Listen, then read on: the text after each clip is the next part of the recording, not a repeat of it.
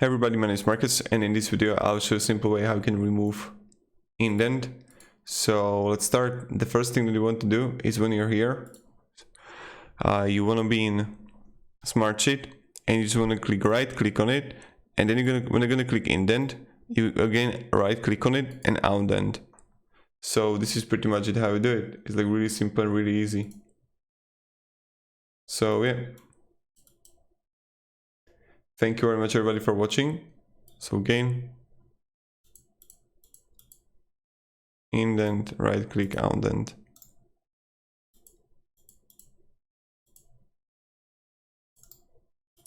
And yep, goodbye.